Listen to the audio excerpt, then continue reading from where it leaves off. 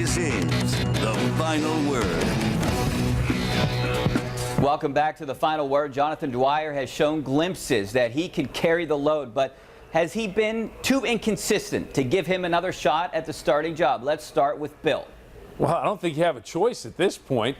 Redmond's a little bit dinged up. Felix Jones is a new guy on the block. Baron Batch is gone, and we don't know what's going to happen with Le'Veon Bell in that foot, how long he's going to be out. So far this preseason, in terms of consistency and being able to perform and give the Steelers what they need a little bit with the running game, Jonathan Dwyer has done that. I don't know how excited most fans are going to get for Jonathan Dwyer, but so far he's been the most consistent running back this preseason. I think the job is his to lose, and I'm not uncomfortable with him at running back. Caught the ball out of the backfield for a touchdown the other night against Kansas City. He's run the ball pretty effectively, and he's not tapping out as much as he did last year. I haven't noticed that at all in the preseason. He came in better shape, and he's been able to run a number of plays in a row before he's looking to the sideline. So I think give him another shot. He might be your best bet right now.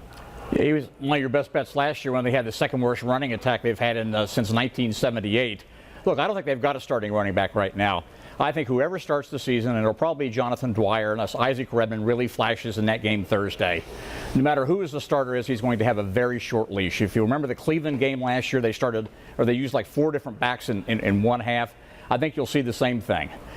If Jonathan Dwyer can't do it, they'll go to Isaac Redmond, and if he can't do it, they'll go to Felix Jones.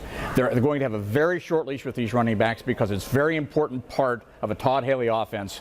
And they're starting a second straight season now without an identifiable feature back. That's something he wants, and Le'Veon Bell can't come back soon enough.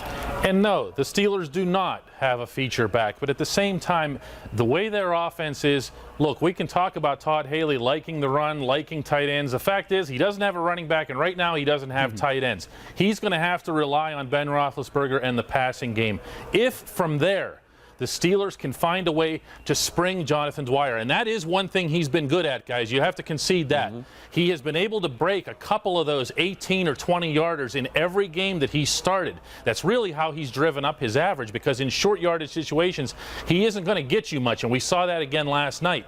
But he will break those occasionally through a hole to the outside, through tackle on occasion. I think he's going to be good for that. I think Jonathan Dwyer has the ability to do that. I also think you can bring in a LaRod Stevens-Howling, a Felix Jones, someone like that, to catch passes on third down, to have a legitimate draw play or something like that. And you don't need a feature back in that context. Well, and what you do need is an offensive line. I talked about that a little bit earlier. It doesn't matter if Jerome Bettis comes back and he was in his prime.